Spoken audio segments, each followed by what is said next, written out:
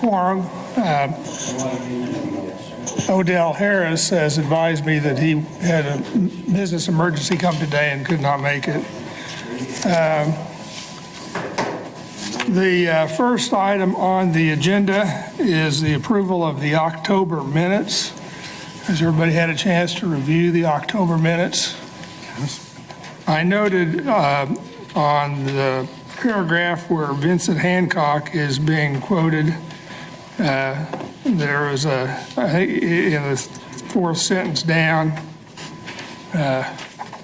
from last month's agenda, it should say in his personal opinion, not his personnel opinion. The personnel, yes. That's a change that we should make. Are there any other additions or corrections? Is there a motion to approve? So moved. Second? Second. All in favor say aye. Aye. The minutes are approved as corrected. Staff report update, Captain.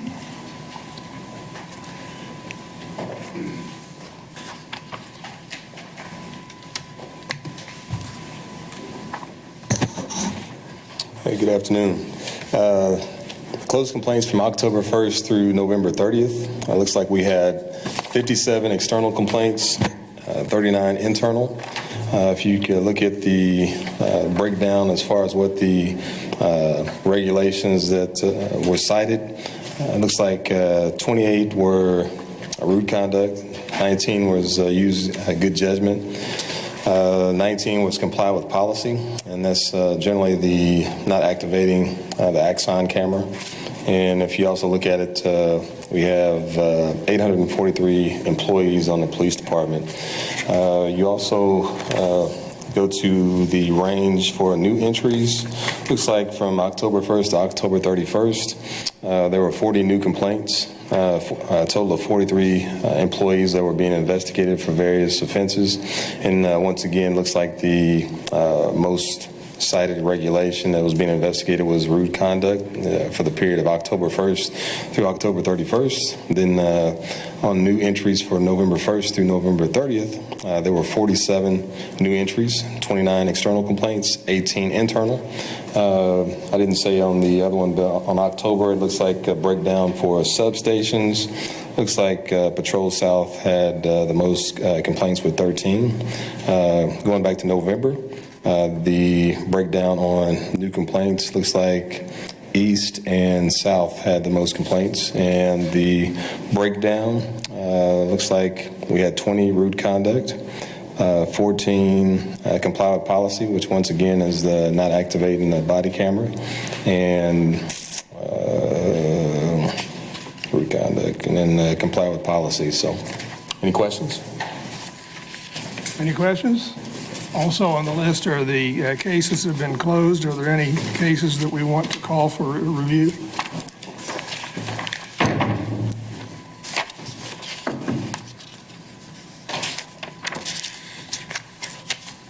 Captain, on the new case list are the cases that are closed for review. We're getting now down to, I guess, one sentence descriptions.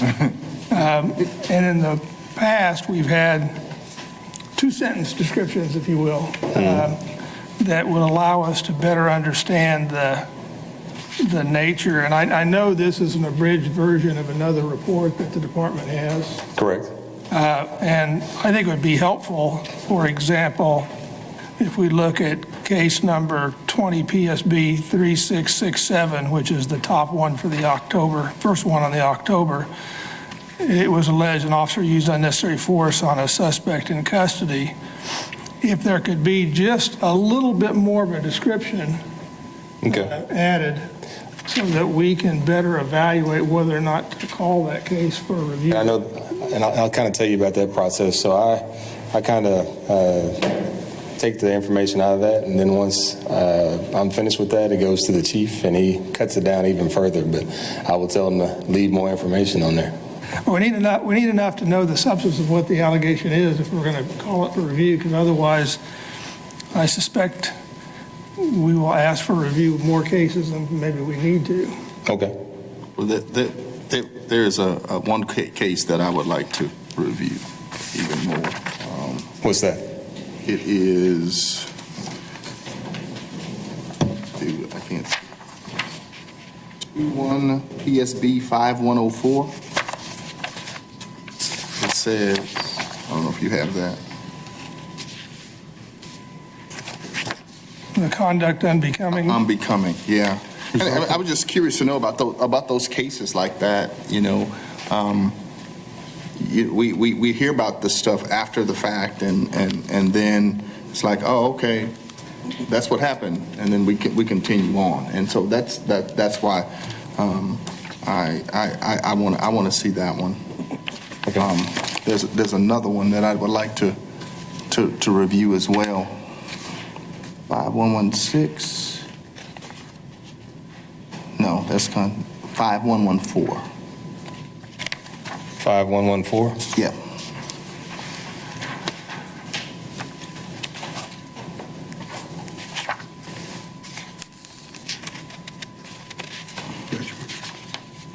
Anything else? No, that's all I have right now. Yeah, but the question I have is, if I see something else, you know, do I send a message to Mr. Fowler, or do I send a message to you?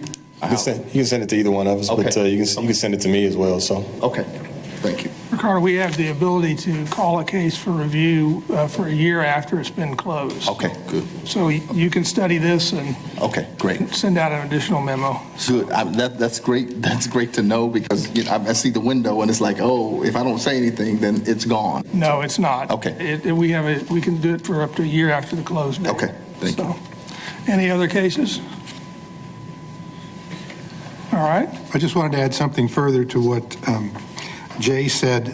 I know that's compiling a tremendous amount of data and trying to get it in a concise format, but seconding what the chair requested, especially those that deal with use of force.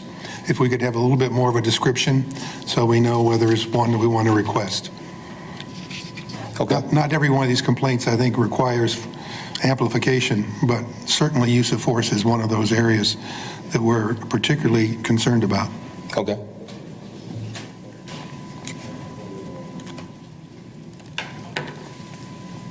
Anything further? All right, thank you. All right. The next item on the agenda is our visit with the city manager. Rob?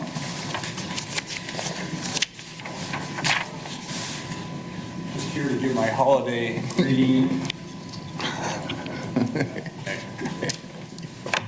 Appreciate the opportunity to visit again with all of you, and the ongoing discussion about your policy that you sent to me. And I want to tell you where I am at this point in terms of some research that has been done, and beg your patience as we go forward, because this is one where the more you peel it back, the more interesting it becomes in terms of what's going on around the country. I promised I'd go back, take a look at your policy, suggested policy, compare it to what I'm seeing as best practices and what other cities are doing. And the police staff found for me a great document that's put out by the Department of Justice regarding citizen review of police. And it's I can't remember how many pages. It's over 160 pages, 167 pages. I've not been through the entire document, but I have done some review of what they're talking about. And as you can imagine, it's a spectrum in terms of citizen review of police activities, those of individuals as well as in the summary of the department. And they've got a great summary table that talks about 9 different features of oversight systems. As you can imagine, many of them include groups like yours. Some have ombudsmen that serve in that capacity. And then some are really just more what we had before the Citizen Review Board, and that's internal investigations, and then, you know, some kind of something done with the investigations. I just want to give you a thumbnail sketch because I'd like to talk about where to go. I couldn't find anything that was right on target in terms of what you're recommending. But again, as I said, there's a spectrum here, and a lot of it where there is sharing of personnel information, there is a process followed first by the review board. And then once it's been filtered through the review board, there's a determination about what goes out, right? Or in some cases, their entire investigation, they'll investigate a case and all of their findings and anything they receive will be public. So that's, one extreme. But let me just give you some examples from the oversight matrix that the Department of Justice put together. There is a review commission in Berkeley, California. And they allow for, they issue a public report after they have reviewed cases and investigated.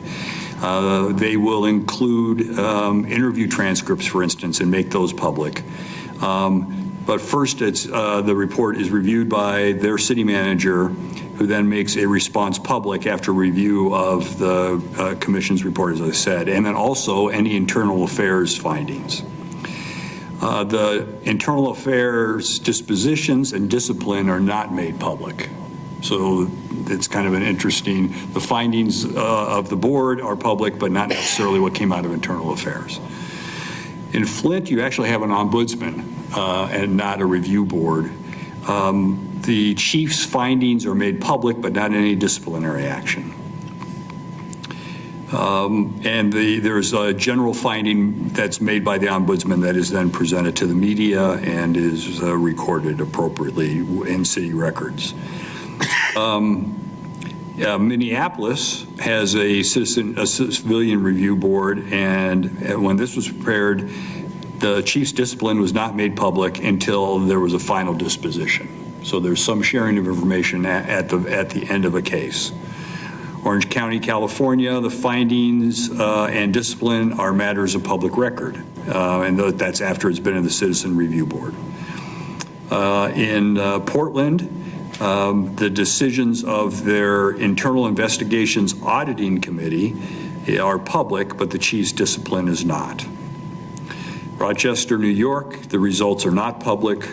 St. Paul, no publicizing of disciplinary action. San Francisco, the complaint histories and findings of their board and the chief's discipline are not public. In Tucson, all monitoring done by their independent police auditor is private. So you've got a spectrum in terms of how it's handled. And I guess what I'd like to do is I want to drill down a little deeper into the variations, the different themes here, and I'd like to be able to summarize for you the next time we're together some options and try to get a better feel from you about what you want your role to be, and then let's talk about the context for the sharing of information. I've asked the FOP to be here today because they're an important participant in this discussion. I don't know how far down that road we'll go today, but I would like, when we are going through it, that we have all the parties that are impacted by this to discuss it. So that's where I am today. I thought I'd be a little further, but I didn't realize I would get into the breadth of information that I discovered through the initial research that staff did. Yeah, I'm familiar with some of that material you cited. I think I might have read that document at some point in the past, too.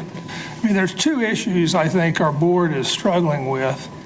One is the review of cases, which actually goes pretty well. I mean, we don't get a lot of information about officer identity. That's not given to us directly. Sometimes we know because we see videos and can figure things out.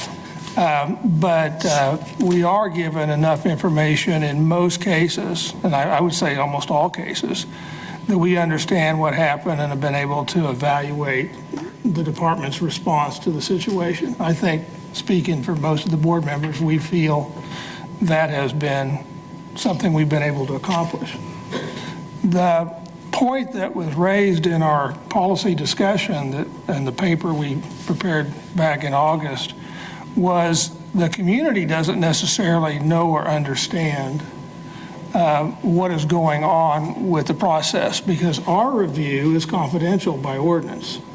And I don't know that our review needs to be made public, really. It could be. In some instances, I think more could be public than it is without any detrimental impact. But the community has been uncertain, perhaps, in what really goes on. And so they're worried about that in certain instances. And so our policy recommendation that we specifically made had to do with situations where there was a grievance or arbitration a process over a discipline issue, on the notion that that is really, in some context, like a lawsuit against the city, even though it's in an arbitration setting, and maybe ought to have a higher visibility.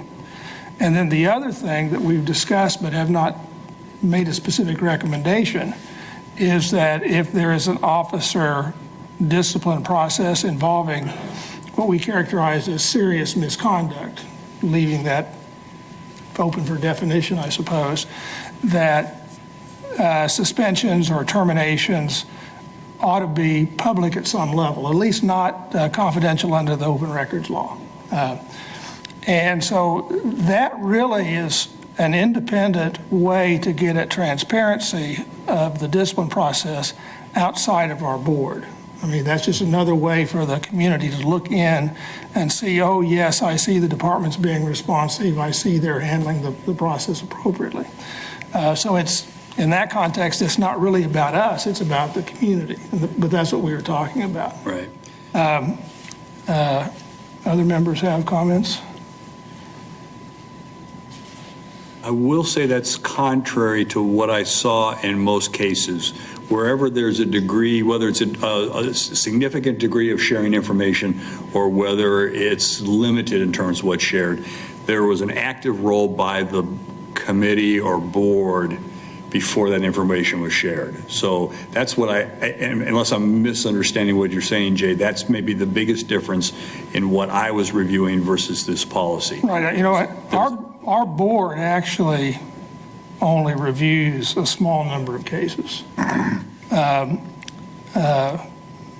both by limitations on time and the fact that, as you well know and the board knows, a lot of these cases are very repetitive and the same sort of thing, involve relatively inconsequential events and really are a matter of great concern. But we are concerned about looking at things like excessive force or improper conduct that goes to the integrity of the officer. Right. And so, you know, we can only pick and choose from a limited data set and then make a limited review. And I know the community or members of the community have come in the past and said, you know, they want us to review everything. Well, that's just not possible. I mean, we know that and we can't do it. But having some level of visibility in the public record could be helpful. And I know if you look out west to California or look up to Minnesota or in some other jurisdictions, you will find a broader recognition of the availability of information on those issues. There are jurisdictions that have grappled with this and come down the other way. Yeah. So that's reason there's data to go either way, and I recognize that's out there.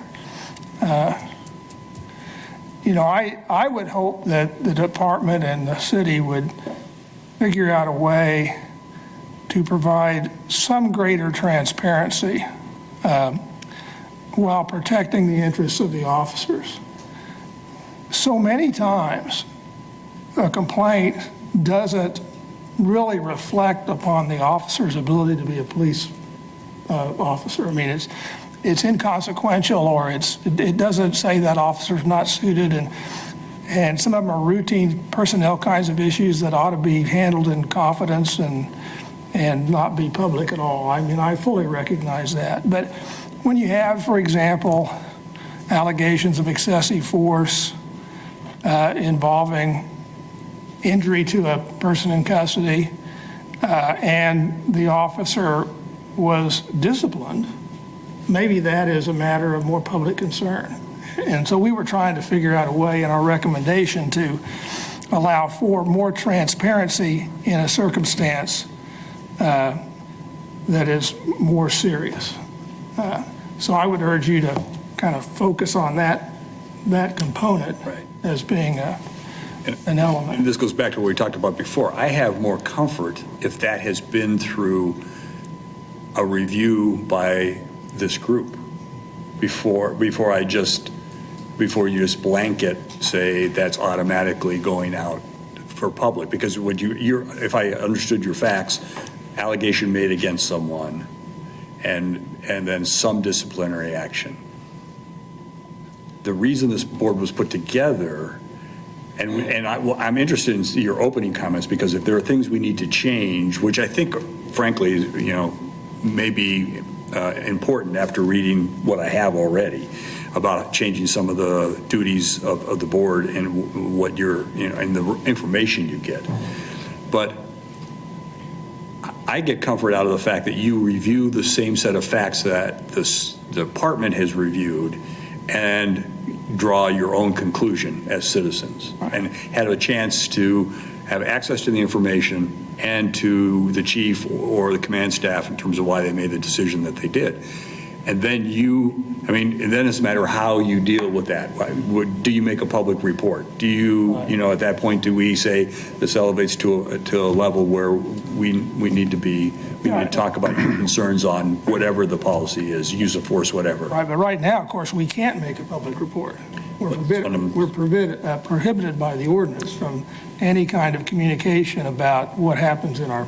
That's why I said your opening comments make me want to talk about what is it going to take for this group to be, a more effective and more comfortable in your role. I think that, I don't want to monopolize our conversation, but I think that the reason I think the board feels comfortable with the information we have now is because 90+% of the cases we review have video evidence. The primary best direct evidence we can get. And we don't review a lot of handwritten statements. We review summaries sometimes. We don't get information about the personal identity of the officers unless it's a matter of coincidence or whatever. And so we feel comfortable about evaluating what we can see.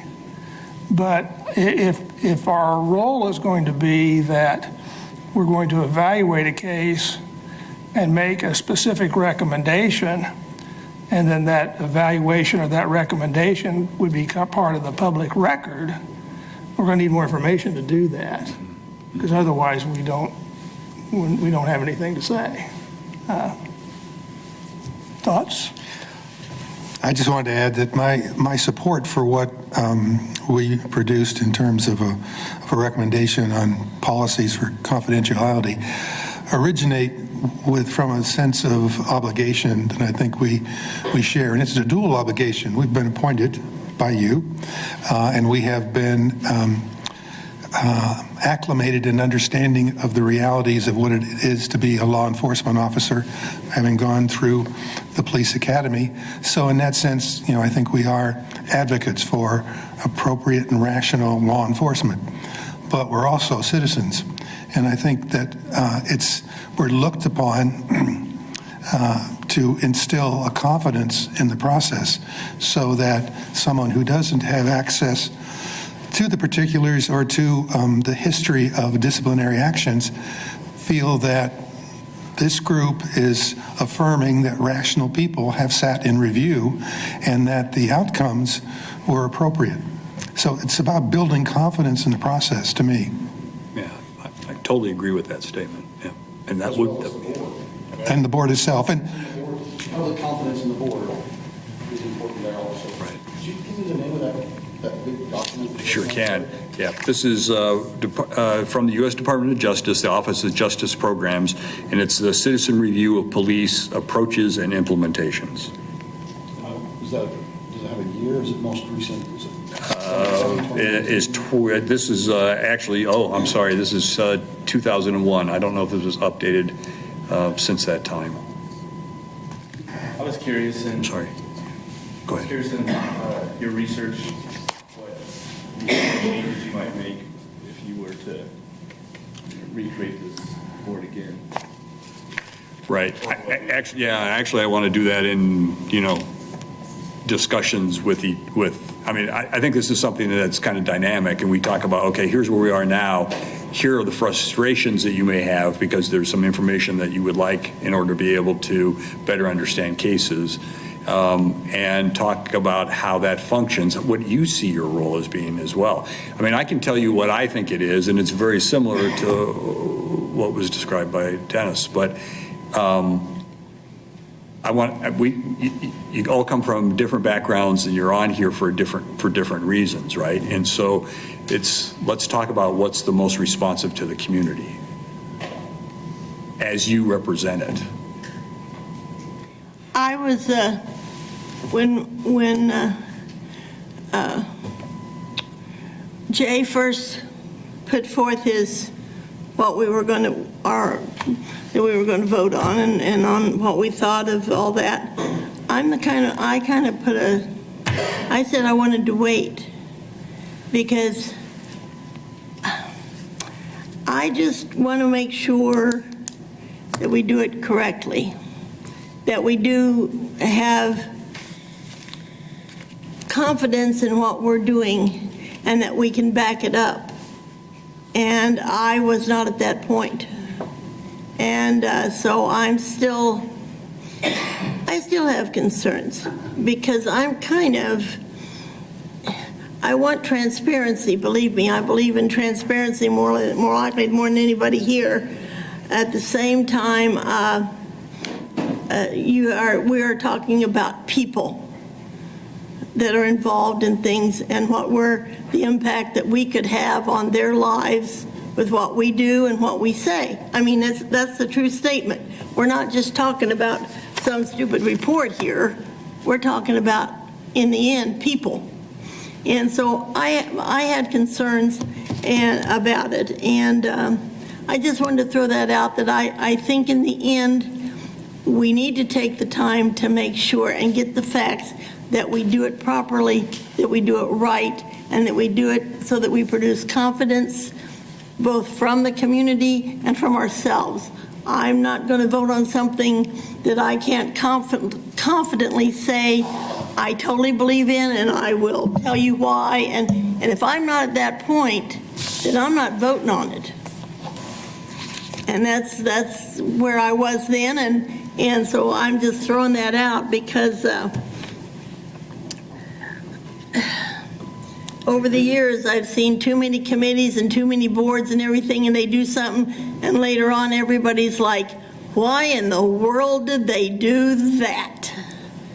And I want to be able to say, we did this because, and we believed in it because. And so I just want to make sure that we're doing that. And I think we're all trying. I'm not saying that. But I'm just saying that sometimes it's easy to say, oh, let's just do it and move on. No, I don't want to just say it and move on. I want to make sure that when we've done it, that maybe we have talked it and looked at it and studied it to death. That's okay, if you get the right answer.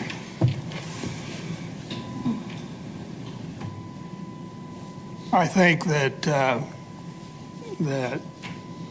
if you look out at the modern trend is more transparency, and I don't think that transparency is inconsistent with rights of officers or anyone else.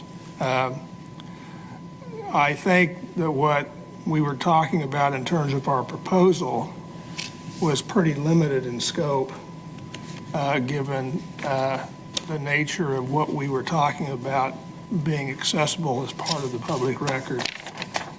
But I think your discussion about bringing more into the board could be useful. I think that is a workaround perhaps, because if we get an adequate description of all the cases that are closed and eligible for review so that we can appropriately pull those cases that we want to look at, and we look at those cases and then say and then make a statement of findings that's specific, as opposed to what we do now. What we do now is we come out of our meeting, our executive session, and we say, we announce that we have reviewed case number X, and that in most instances, we made no recommendations, which means we looked at it and we thought it was appropriately handled. Under the ordinance as written, we'd have to come out of the meeting and say we reviewed case number X, and we make a recommendation. But we can't tell the public, because our recommendations under the ordinance are confidential. Well, therein lies perhaps the problem. Right. So, The nature of the term Citizens Review Board is just what continues to ring in my head. We are responsible to the citizens of this community and making sure that we are being eyes and ears, being a voice for those who may not have a voice. I love the fact, the idea of getting more information. I love that. And this, when I thought about being on this board, I thought very seriously about it. I've sat on many boards, and a lot of the boards I've sat on have been useless. They've been a waste of my time. But I felt like this would be an opportunity to make a difference in the community and stand for this community. That's what I thought, and that's what I hope. I hope that as we look at this even more, that our willingness to not just check a box. I'm not here to check a box.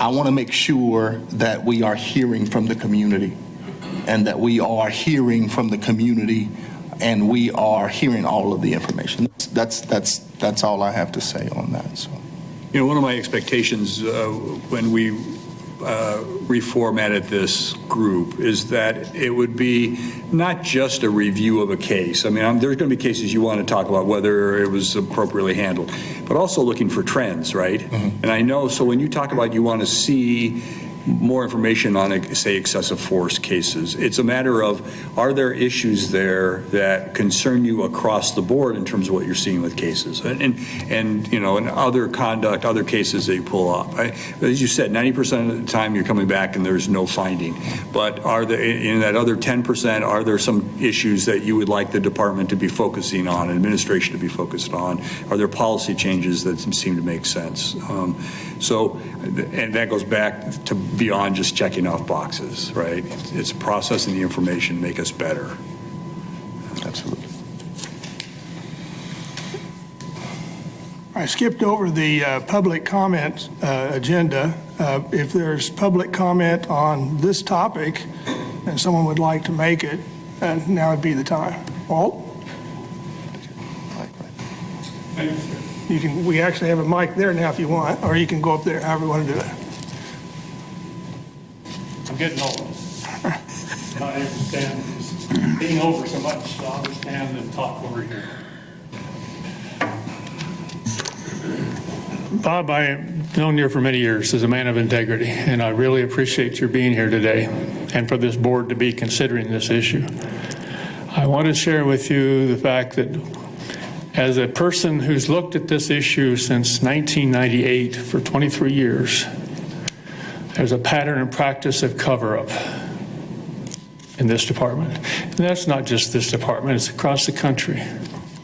The blue line of silence exists. We have officers that are protecting drug dealers. Fentanyl is coming into our community, and it's coming in from Mexico. And yet, when there's people about to raid a drug dealer's home, there are people that have already tipped them off. They're gone. Their stash is gone. Now, that doesn't need to happen. We have people like Harvey Weinstein. Weinstein, a lot of folks had a lot of respect for this man. He's a big producer, make a lot of money for people. But when one person had the courage to stand up and say, wait a minute, this man is not what we assume. This man is an abuser. And once one person says that, has the courage to come forward and take all the heat, then you have 2, 3, 4, 5 others say, well, that happened to me too. Me too. We have Governor Cuomo, just resigned, right? After, what, a year or two of accusations and now verification, we've had lots of testimony come from lots of other people besides the one first said, wait a minute, this guy has got problems. And now we see his brother maybe in the same situation. How many others have we had that kind of situation we see now in public light? R. Kelly is another example. What I'm getting at is that we have to have accountability and transparency. And right now, this contract that you're about to have ratified provides neither. We've been trying through the Racial Profiling Advisory Board to meet with these 3 gentlemen. We've had some nice meetings, and we brought forward since March specifics about Articles 13 and 14 having to do with discipline and termination. None of the recommendations that we brought forward are in this new contract. None of them. You brought up some information today. I think you said it was from 2001, is that correct? Yeah. Okay, that's what I thought. Because a lot of the cities you're referring to are going through major changes and saying, look, the first thing we got to do is be open. If somebody's been beat to a pulp at a traffic stop or an attempt to arrest somebody, everybody knows about that. Who are the officers that did that? Trying to cover that up and keep it quiet for another year or two for this process, review process, internal, and then for this board is something that takes forever. And by that time, it's out of sight, out of mind. So there's timeliness for information. We need to be open. We need to say, okay, if one officer has a problem and he's beating people, we have some officers that will go up and they'll step on somebody's toes and make them just kind of say, wait a minute, get off my feet, please. You know, and when they do that, if they push the officer away, then that says, well, you just assaulted an officer. Now we're going to charge you with a felony. Now, who started that process? It was the officer, not the individual that got arrested and put in jail and has their life now in jeopardy for the rest of it.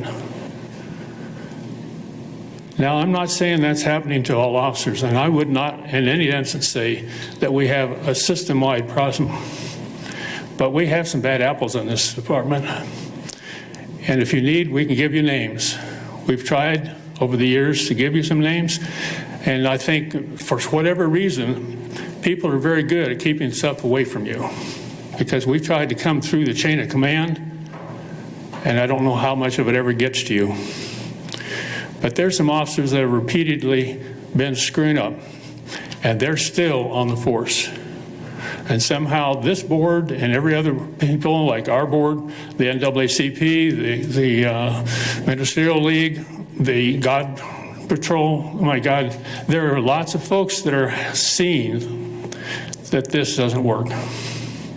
So I'm asking you, please, Jay, as a board, will you please go ahead and adopt something that's proactive? Don't wait another 3 years, as Sharon's talking about, because this contract is what, 3 years extension? Am I right? Okay, so if you don't do anything today, it's another 3 years before you get another crack. Today is the time. The 14th, the council is going to be looking at it. If you come up with a recommendation today and you vote on it, I think the council will go along with the city manager and you'll have it done. But please don't put this off. Thank you.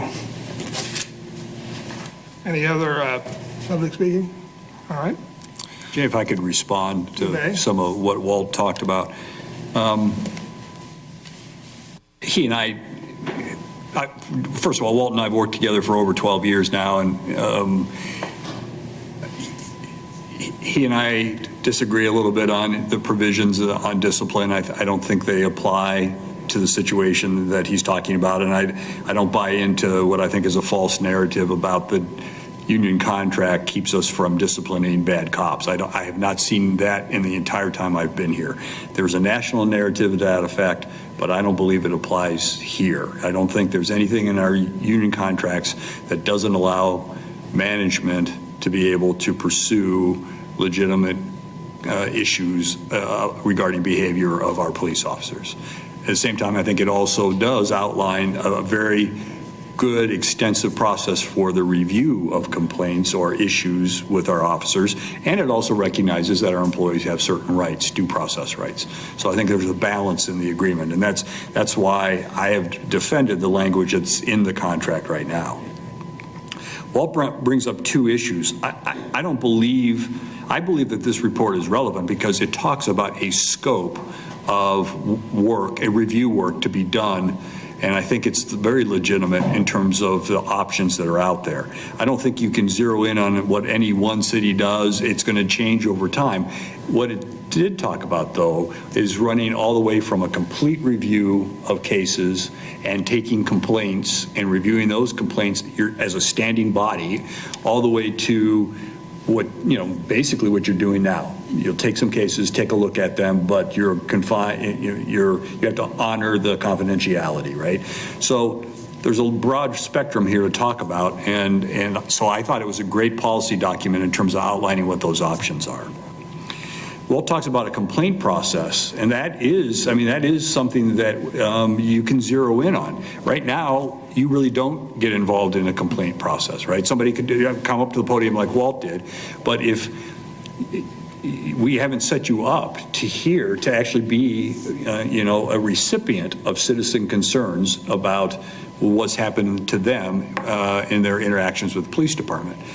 Some cities have said that the board doesn't want to deal with that, but they create this ombudsman position, and then they monitor the work of that person. That's another review process that's independent.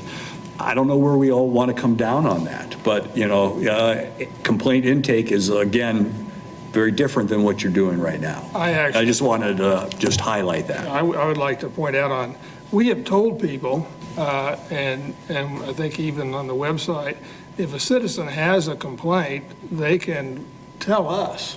We will receive the complaint. We will immediately send it over to the professional standards people because we don't investigate. And that's not our role initially. Right. Our role is review. But if Walt gave some examples, which I think are anecdotal and probably not necessarily tied to specific events, about someone being pulled out of a car or whatever, if a citizen has a complaint about that and they file a complaint with professional standards and get a case number, we can then pull that case for review.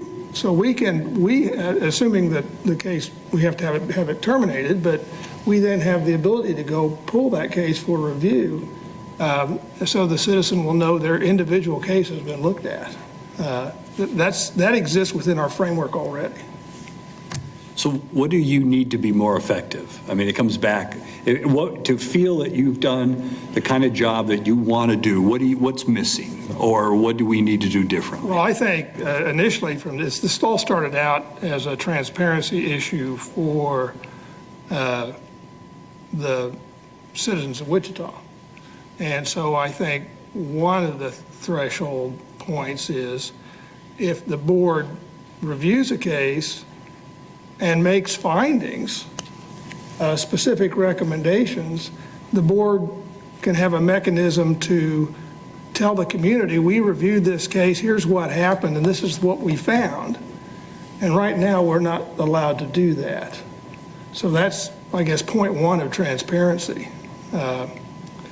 One of the concerns is that officers are involved in repeated discipline kinds of problems. Now, I will tell you from our review with the department, we asked the question, has this officer been in trouble before? And we generally get the answer. I mean, we ask those questions, but we don't have a history necessarily provided to us that documents all the history. That is a point of issue with some of the community members. I think the board has been satisfied with the information we received when we asked those questions, but the community doesn't always seem satisfied. So, having an ability to make a report to the community if there is an incident that the board determines the officer was suspended and that was an appropriate discipline, or maybe the officer, something else should have happened, or there should have been a policy change, where we can actually engage and discuss our recommendations in a more public setting might be useful. Comments? Is there a way we can ask the community what they want from a citizens review board? That would be, I think that getting that type of information would be helpful as we develop, what we're going to be doing and how we're going to serve. So It also seems like there's times where the police officers acted accordingly. There was a complaint, and so some transparency, I think, will also put some of the officers' actions in a good light, and to show that there's some officers that are good officers, and sometimes there's complaints that will get a ticket or something happens to them, puts them in a bad mood, and oftentimes officers follow protocol, and we don't find anything to recommend because we think they were dressed and One thing that might be useful is if the board is doing a case review, notify the person that made the complaint. I don't think that's happening. Would you repeat that, Jay? Notify the person who made the complaint. That we as a board would be in touch with them. Well, They can come in and make public comment. it would be an administrative action, the PSB or somebody knows who the person is, and you would just send them notice that the review board's going to consider this complaint on X date. Well, and that has been a complaint that we've heard, is that they weren't getting, the people didn't get feedback all the time. And we've had people complain that they've had to call and they weren't getting feedback on their case, or they weren't getting feedback on their complaint. And, human nature is that don't ignore me, call me stinky, but don't ignore me. And so when you do a complaint and they take it and then they say, well, we looked at it and that's it. We decided you were wrong and we were right. Really? Well, I have more to say about that, or I think I need more information. And that's what we hear sometimes, and I think that's the concern. And I think Jay is right. I think that's an excellent idea. And to let the people know what you've done and what you've based it on, and if they followed policy, and if the police have followed protocol, and if they've done that. And then, because the public might say, well, you know what? Your protocol's wrong.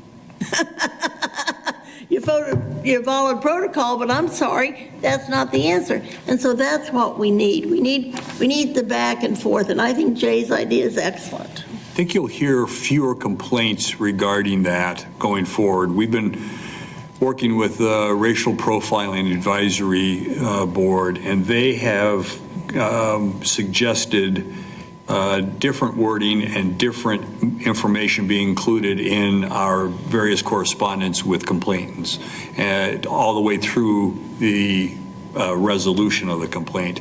So is it perfect? Probably not, but there will be more information given to the person so that it isn't just a meaninless form letter or whatever. We made some suggestions in that area also. We addressed that. Yeah. So, and I think, again, you're talking transparency and information. And people they don't like to be shut out. And when you shut them out, their attitude becomes combative, I think. Anything else? Well, you don't have faith in the system if you don't. I mean, if you feel like it wasn't taken seriously and you have no idea how. Yeah. I will tell you, from our review of these cases, I'm proud of the department. The department is doing a good job, and we've got a lot of really good officers. Oh, yeah. I mean, sometimes you just shake your head, well, why was there a complaint? That officer was a perfect officer, and so he got a lot of complaints where the behavior is perfectly fine. And people hear about a complaint against an officer and assume things are bad. Well, no, that's not true necessarily. And so enhanced transparency might help with that as well. So anyway. Would it be appropriate to ask the FOP if they want to weigh in on this initial discussion, or? Sure. Any comments, gentlemen? I would love to hear. So I was under the belief, I'm Damian Clark. I was under the belief, I want to make sure that everybody hears.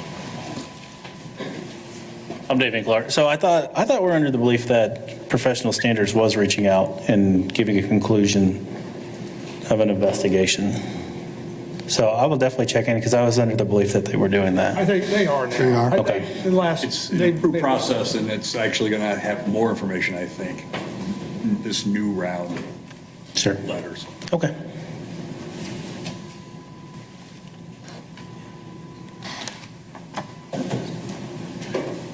I'll provide just one point. Some of the I'm Don Aubrey, I'm attorney for the FOP. One point that was brought up was, nothing happens if a citizen is beat up on the corner by a police officer. That's criminal conduct. Any officer accused of criminal conduct, it doesn't go through Article 13 or Article 14. The criminal conduct is investigated by an outside criminal agency. So if the conduct of the officer rises to criminal conduct, the investigation is not going to take place in PSB, it's going to take place in another law enforcement agency. So nothing in Article 13 or Article 14 prevents an officer from being held accountable under the criminal law. So if that's a concern, Article 13 does not address that. we understand that. We've addressed that before. Yeah, okay. That was in the citizens, Yeah, we full well understand that. That's not an issue for us. For the manager's consideration, as you think about reconstituting this board or giving it a little more leeway, I made note of 3 points here that come up during discussion that might be considered, and that is the CRB's ability to issue a report of findings following a complaint review. And then access to disciplinary history of officers involved with the complaint at the time of the review. Not necessarily disclosing the name of the officer, but having some access to prior conduct.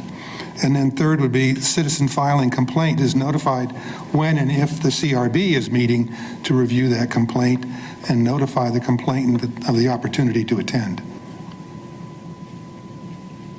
Those are good summary. And we can, the second item, we can implement that quickly, right? In terms of just every time you open a case, we can make sure that we give you information regarding any prior activity of involving that. As Jay said, we ask that. Yeah. I mean, Well, we can make have it. to ask. Exactly. We can make it part of the process, and that way we, Yeah. yeah. Okay. All right. Great. Thank you, sir. Yeah, Appreciate thank you. No, I appreciate your feedback, and again, I don't want this to be a waste of your time. I want, this has to be meaningful. So, thank you. Thank you. The next item on the agenda, World Chapel wanted to respond to the racial profiling presentation by Dr. Berger. And so, Walt, I would ask that you keep it limited to about 20 minutes so we can get everything done today, but thank you. Hook up the computer to your screen. Sure. I'm not the guy, so somebody can. Thanks for coming. Neither. Stick around for this presentation. You might want to stick around for this presentation. I just pray each day that my computer will work. I don't have to do anything. While Walt is doing that, I'd like to ask for a point of personal privilege and thank him for bringing up an issue that really undergirds some of our discussions about confidentiality, about transparency, and that is, in 2001, we didn't have social media. And today, the reality is when an incident occurs that can trigger a complaint, the public is going to get a view of it or have information. I won't say facts, but they'll have information at their disposal much quicker than any process that we could initiate. So that's a reality we have to deal with as a board who wants to be seen as exercising our mission and authority properly. I think that's right. There's very little that's secret nowadays, although sometimes you wonder what's not secret, if it's true or not. And everything that happens, people with their cell phones, they're taking pictures and videos running, and so what they maybe take pictures of or video is not always the whole picture. But at Perspective and least, perception. but yeah, that's right. But at least you have it. Yes. Not my sense, though. Not overwhelming. Okay. Take it all in, catch it up. Yeah. You can show on this screen, that screen, or both. It's going to show right up here for you. Okay, As so I soon as need to it- keep this open. Yeah. Make sure it doesn't go to sleep.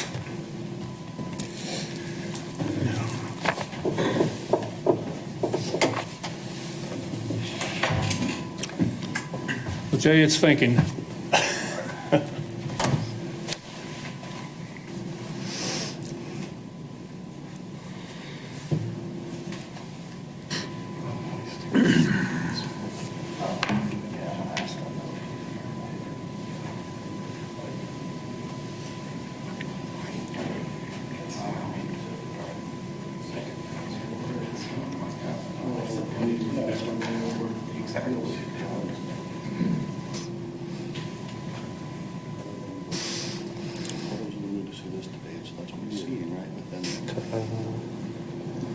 There you go. And you can go ahead and close your laptop. It's going to switch over. Do what? You can go ahead and close your laptop. I got it to switch over. What's this joint, though? That's what. Thank you.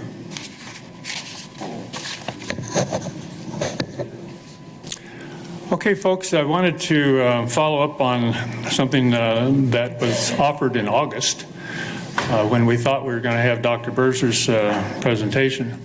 And as you recall, back in February, you had a motion that was passed unanimously, and it was to have a data analysis of 2019 and 2020 shared with this board to follow up on what I had produced for 2016, 17, and 18. We're trying to see if there's been any improvements in those last 2 years and how we cite people for various traffic violations. Well, it's supposed to be out in April. Remember that? You're supposed to have a report by April. It didn't happen. And unfortunately, I guess Dr. Berzer was busy and couldn't get to it till later. And so I had not planned to be here today. But I'm keeping my word and my promise that I would follow up. I was asked by the police department to not say a word publicly until Dr. Berzer made his presentation. So again, I'm a man of my word. I didn't say a word about what I already saw in the data. But I wanted to share a couple of things, and I'm glad the city manager's here because this shows a pattern and practice of evasion that we've had experiences with this department for years, prior to our current chief and during our current administration. What they provided was almost unimaginable information. I mean, you can't analyze this. It's a PDF file. They're referring to citations as if this is a traffic stop, okay? When Dr. Berzer and I look at data, we look at the number of citations in total. If at one stop, you can have 2 or 3 citations, right? 2 or 3 different violations. So the first problem is, what is the definition of a citation? This number is low by comparison to what it actually was in terms of the number of citations. It was broken down by race. Here's ethnicity. So it's just pie charts. It didn't break it down by accidents, by the type of citations, by the beat, by the officer, all that information. Now I wanted to share something with you as well. I was able to get the department to provide me with the actual Excel spreadsheets. And those spreadsheets have been provided to us before. Bob has been very helpful in making sure we got it for 2005, 6, and 7. Dr. Berger and I did an analysis of 15, 16, 17. This is actually the 6th time that we've looked at data on citations for this department. Now you're going to see up here, it says 2020 citations. I downloaded the information. I've spent several days working on the Excel file, sorting it, doing pivot tables and all that good stuff. Now, I want you to take a look at this. When I was getting ready to prepare this program today, it says this folder is empty.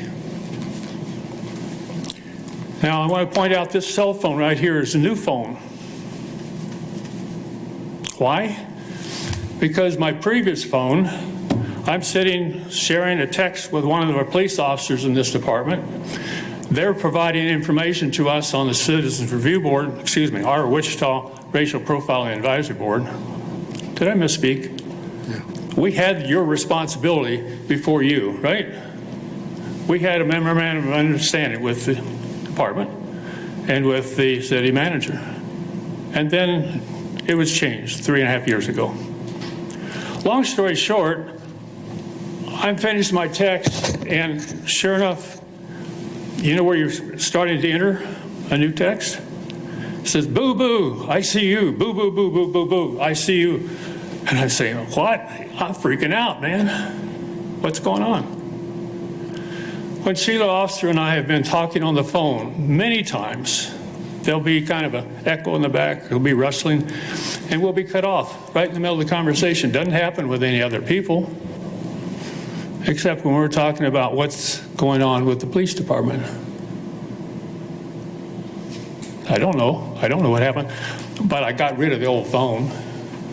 Had to buy a new phone. It took me 3 or 4 days to get all my files transferred over. You know how it is, okay?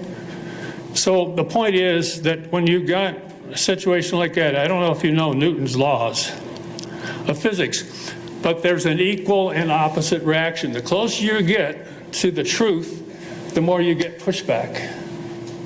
People get scared and their pants start saying, oh, wait a minute, we don't want those folks to know that.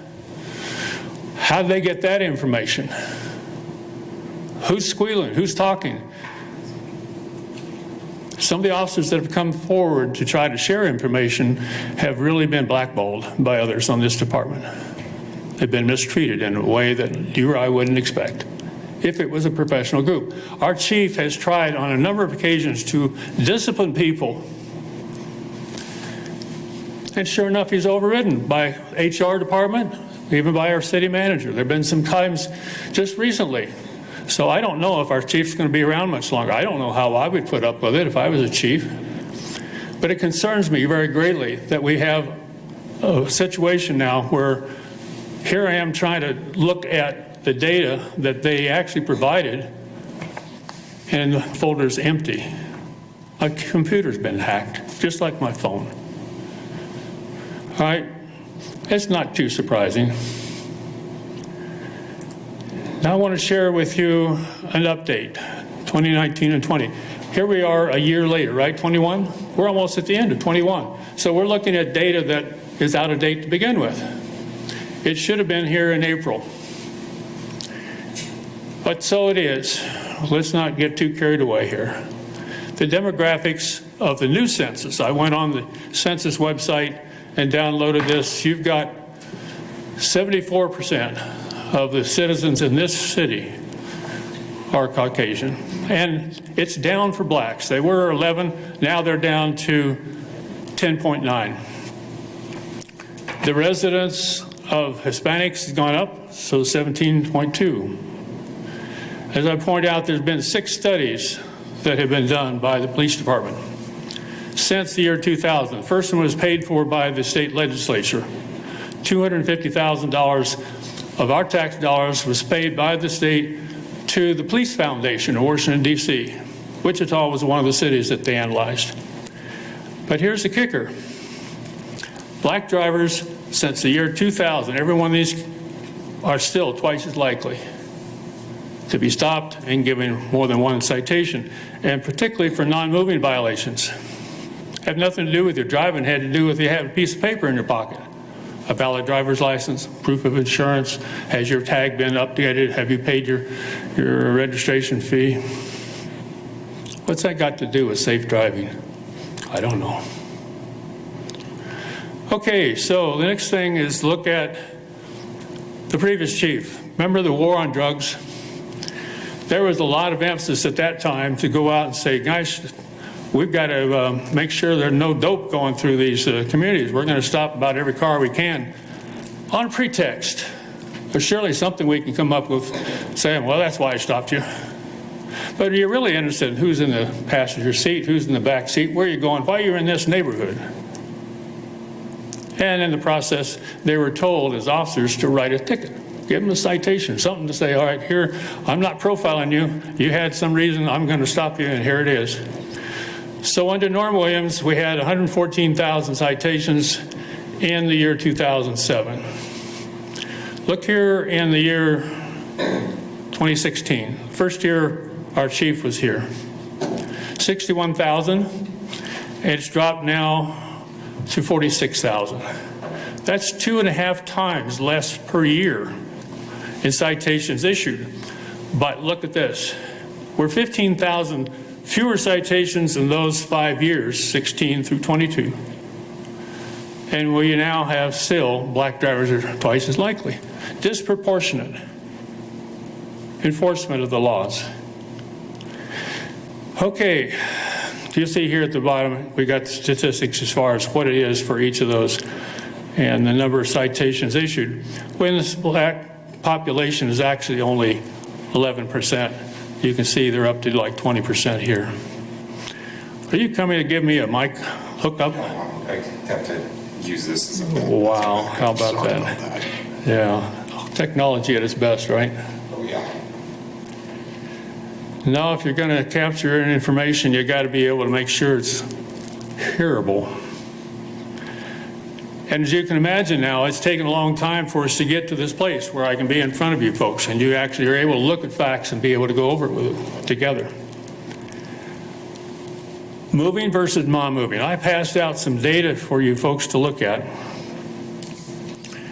And I want you to take a look at it with me if you could. This is a sheet right here. Now remember, I had this already for the year 2019 and 2020. But sure enough, it got wiped off my computer. Isn't that nice? So I'm looking at data that I compiled for 16, 17, and 18, and I've got other data from Dr. Berger that shows this is exactly the same phenomena in the last 2 years as it was in the previous 3. So here you are with blacks in 2016, blacks in 2017, whites in 2017, and so forth. Look at these percentages right here. No driver's license, DL's driver's license. 20% of the tickets to blacks, 11% to whites. Of the tickets, the citations given, that's what it was. For tags, 7 and 5. No proof of insurance, about the same. Defective vehicle, something wrong, cracked windshield, whatever. Now you realize that most of the tickets in Wichita are given to white folks. Yet we have this disproportionate enforcement of non-moving violations. So once you're pulled over, now that I got you, what else can I write up? That's at the discretion of the officer. Every officer makes a discretionary decision at the time of the stop. Is this serious? Do I really need to do this? Is this something I should really worry about? They have to make that decision. Once they do, bam, the lights come on, you better stop. Okay? So here's the moving violations. I want you to look here. Turn signals, speeding. Blacks, 26% of the citations at that year, 2016, were for speeding, 38% for whites. Notice that for every one of these, turn signals, speeding, and stop signs, whites were more likely to make those violations than blacks, but the blacks still end up with twice as many citations. Okay, let's come back to our presentation again. Do you have an extra one of those? I didn't. I do, as a matter of fact. I'll get it when you leave. All right, thank you so much. I'll be glad to give that to you. So the analysis I just showed you was done with the Excel files. Now, I want to point out to you, when I talked to Dr. Berger about this several weeks ago, we met each other at the inauguration of our new president at Wichita State. And he said, well, I couldn't break it down by officer because they didn't give me the officers' names.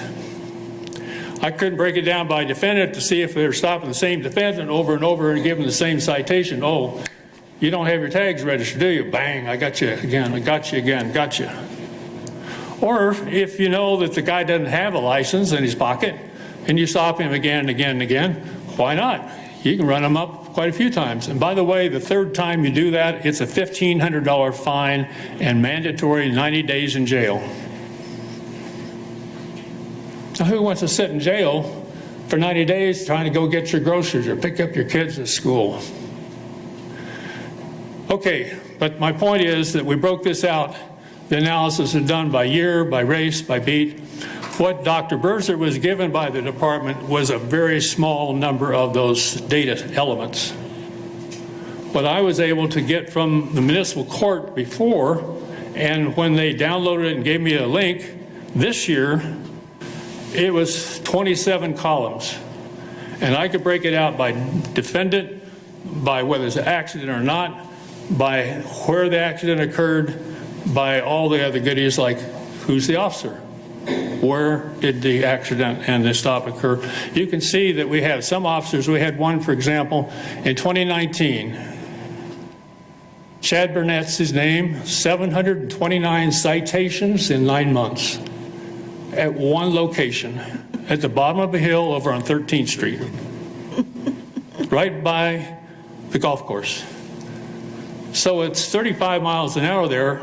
Other streets that are 4-lane in the city of Wichita are 40 miles an hour, but he got you. You know, he was on a STEP grant. He's supposed to be writing tickets for seat belts and infant seats.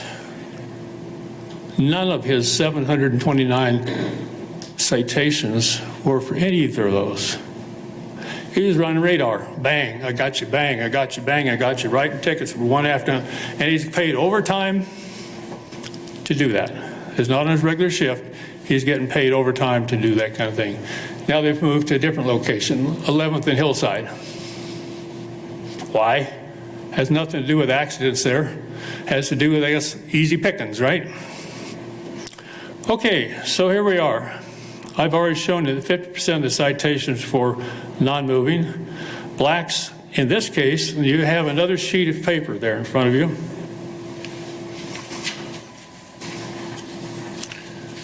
And I believe it's going to be on this page right here. Do you see this one?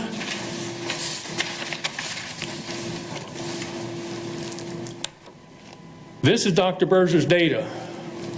Don't tell me I did something wrong. Go talk to Michael.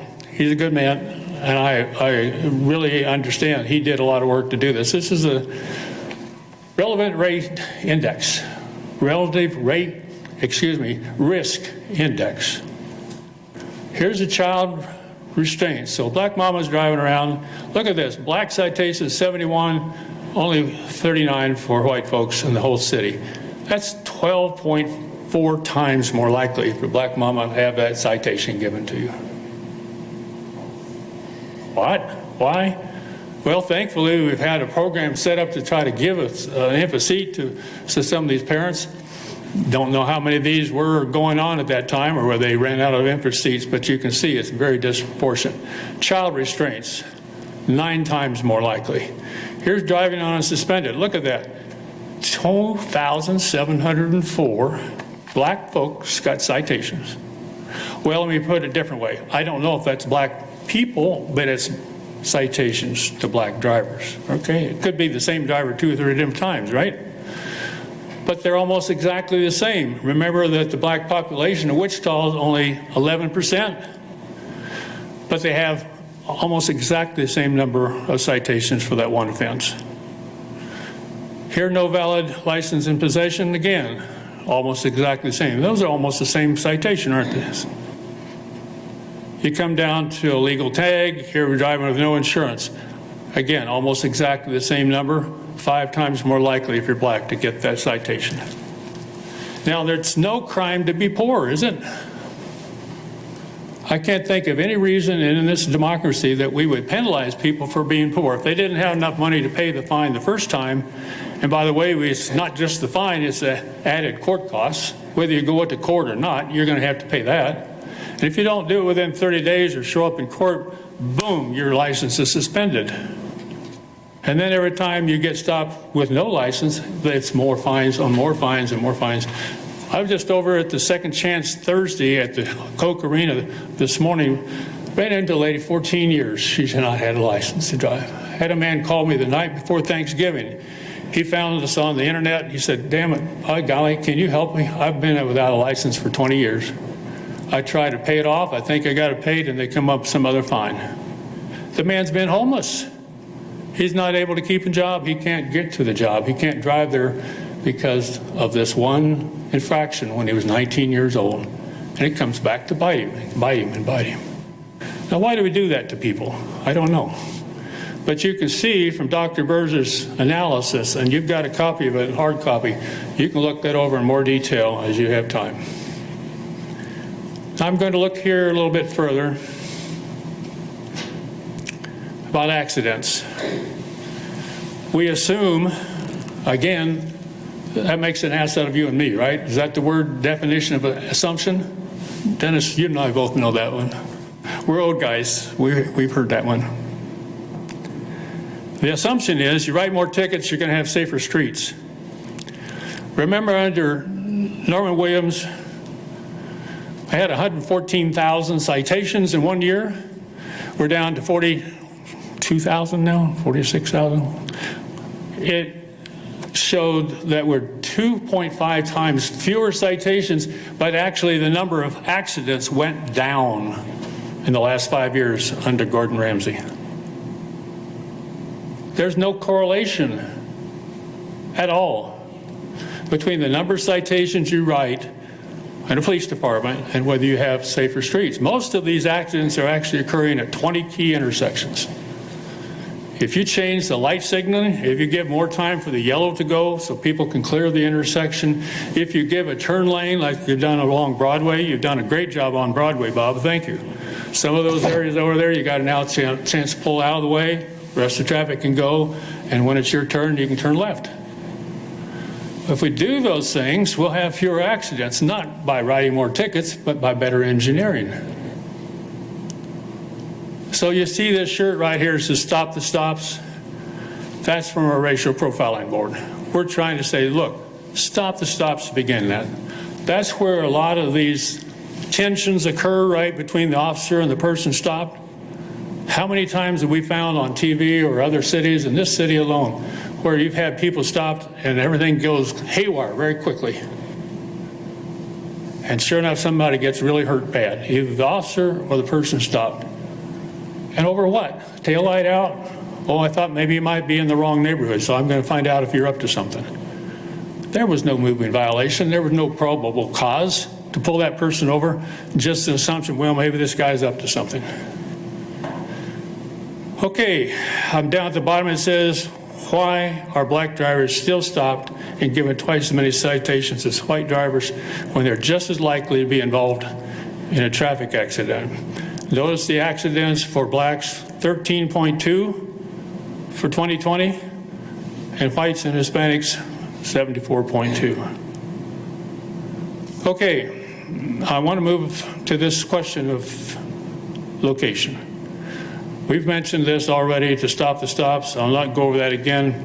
But you see that issuing thousands of citations for non-moving and minor violations, of course, had nothing to do with safe streets or reducing accidents.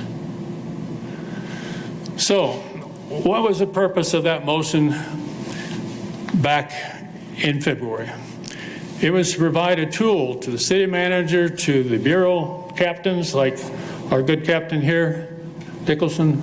My gosh, these guys need information, right? You can't manage what you can't measure. Why not do this on a quarterly basis?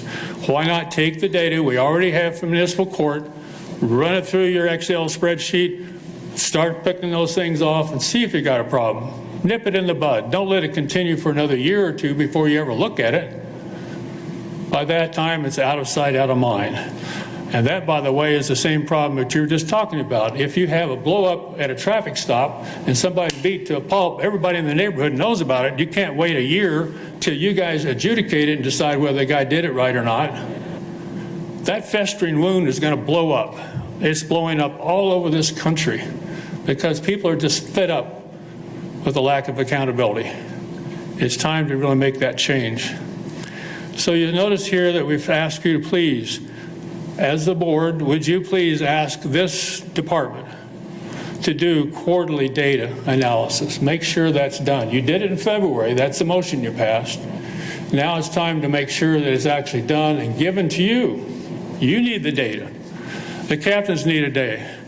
And why not do it? They've got 7 data analysts or 5 data analysts. It's not a big problem. I'm glad to sit down with them and show how to do it. It's not complicated. Dr. Berzer would do it. We don't need to wait for another blow up. We need to just get the data and start using it. Okay, so the follow-up analysis I've talked about here. Notice that here in 2019, we noticed that there were 3,400 citations that showed race unknown. So we couldn't identify, whether it's black, white, or otherwise, right? And we had 9,000 where they didn't even list the beat.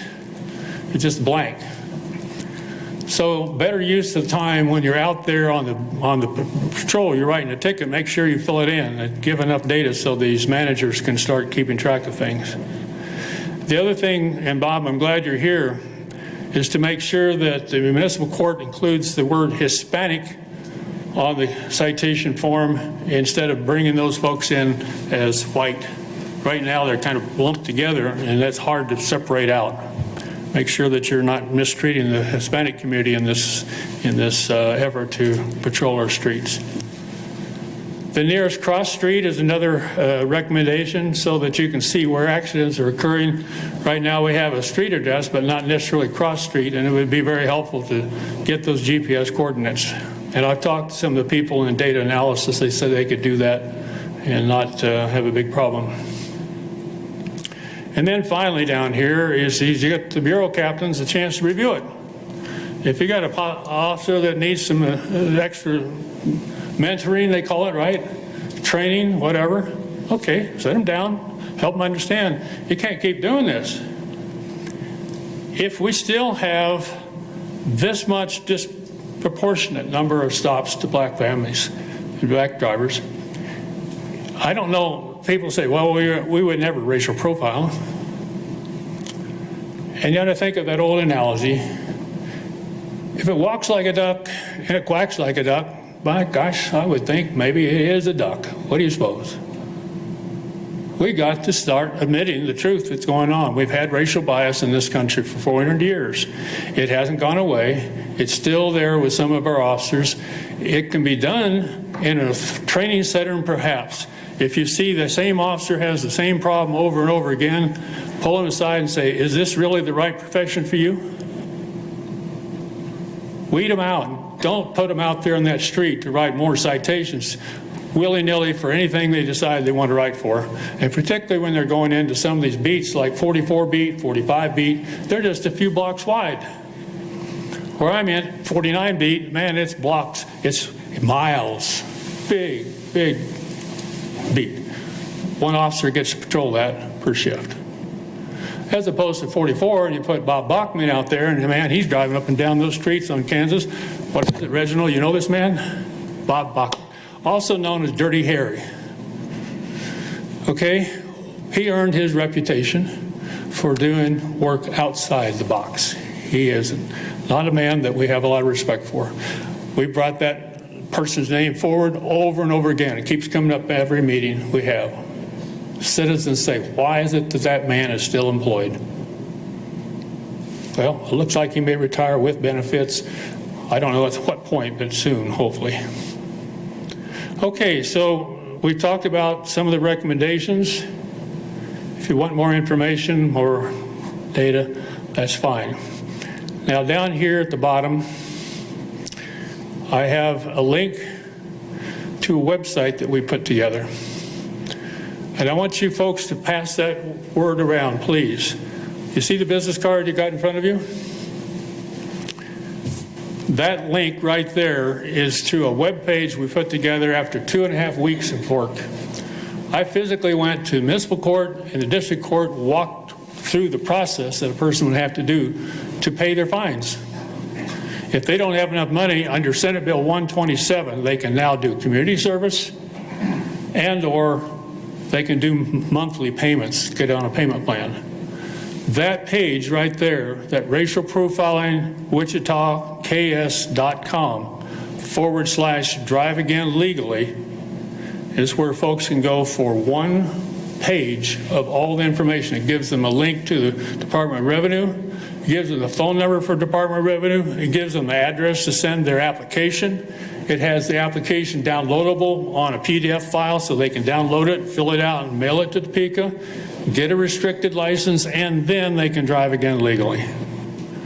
Then what you do for the rest of it, I've broken it out by municipal court and county court so that each of their procedures are there. If you want to do community service, it shows which agencies in town you're qualified to go to. See if they can take you on, and then you can go to the court and say, can I do my community service there?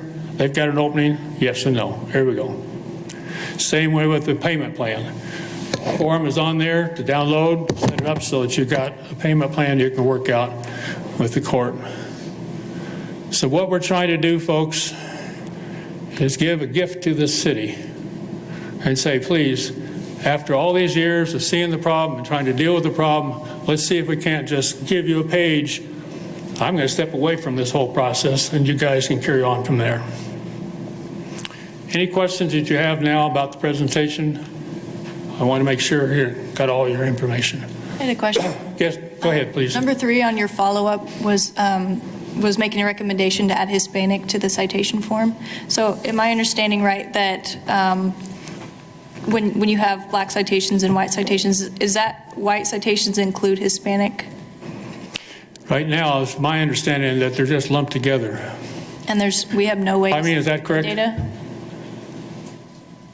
Did I get, you're not Jaime, excuse me. What's your name, sir? I'm sorry. Sean. Go ahead.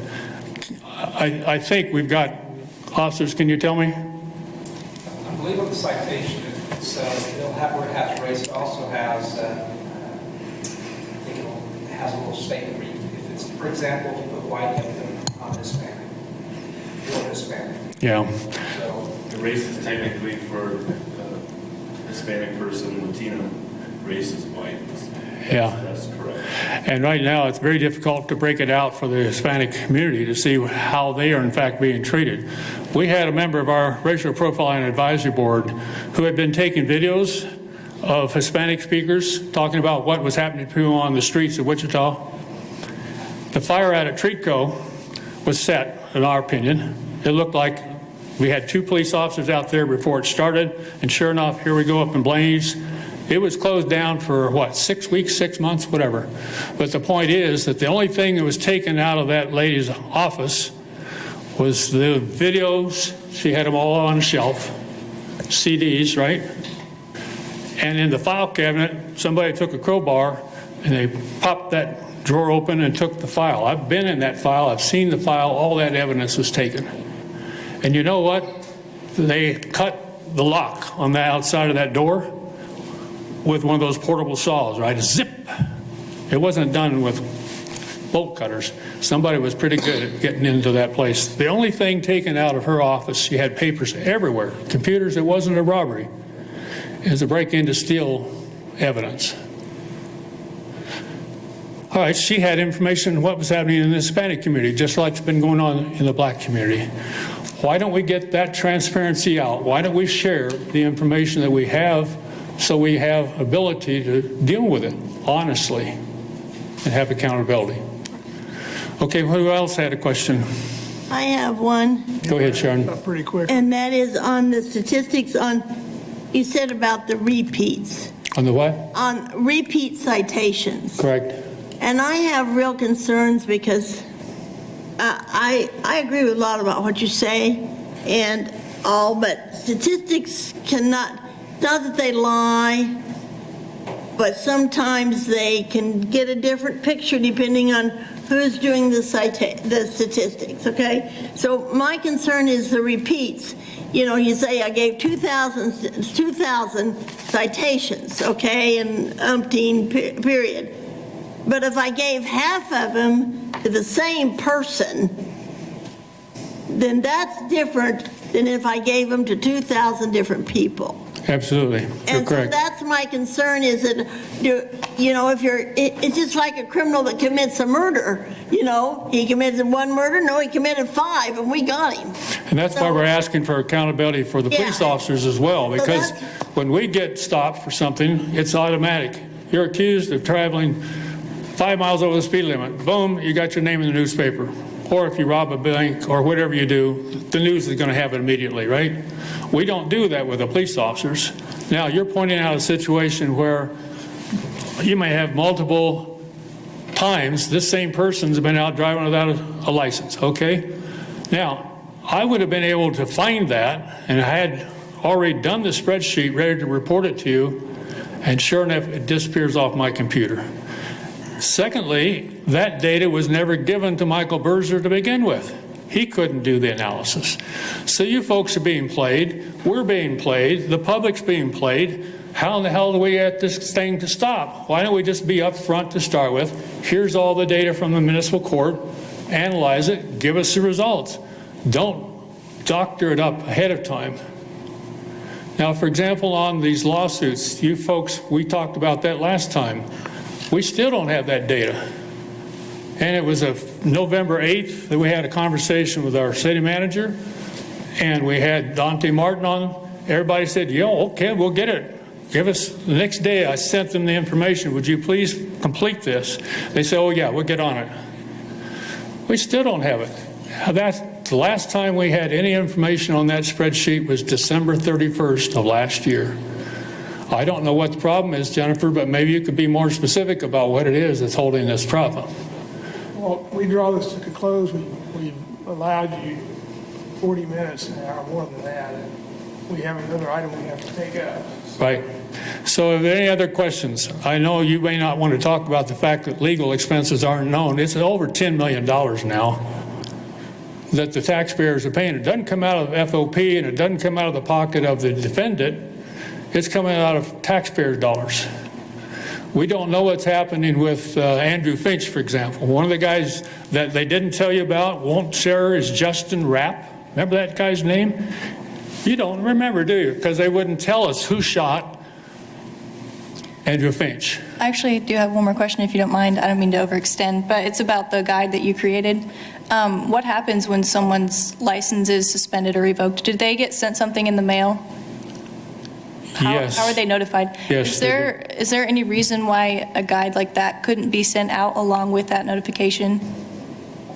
So like here, your license has been suspended. This is We're hoping this web link can provide it everywhere it goes. I mean, go to church, hand them out. If you're going to social, give them. There's 57,000 people in Wichita, Kansas, Sedgwick County, that have had their license suspended because they didn't have enough money to pay the original fine, let alone all the rest of them. 57,000. I just wonder if it could be more effective to send that guide out with the notification. Oh, yeah, Rather than please. try to- Any way you can get this word out, it's there as a public service. That's what it is. Thank you. I only have one comment, and I hear all this, and some of this I've heard for years, and it's the social problems of our society. We always have to remember that the police are enforcing the laws, and if we don't like the laws, we need to go to the people that make the laws. And so it's nice to start at the local, but always remember, we have state legislators, and I'm sorry, folks, but they're old white men who make money and who make these things, and they're not concerned about the poor. So I just throw that I'm so out. glad you brought that up. I want to say, I'd appreciate, I think we have a case to get to, so I appreciate the presentation, but A part of our charge as a board is to look at cases, and this one was picked, so All right. I'd like to get to Walt, that. I appreciate your comments and presentation. We're going to have to move on. Thank you very much, sir. Thank you. Thank you. All right, I move the Citizens Review Board recess into executive session for, how long? 20 minutes. 20 minutes to receive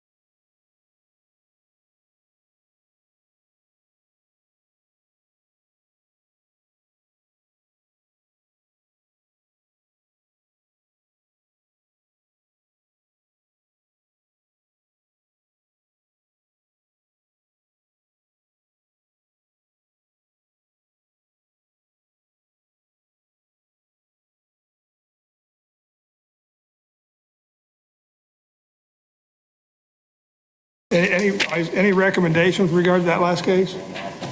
No recommendations. I thought it was fine. They did exactly what, Well, and they agreed with, I think what they did, I agreed that, they agreed with us, kind of, so. They did. Yeah. I just want to know about it. I just, you know what I'm saying, some kind of way. I don't know if we make a motion. I don't know what I want to be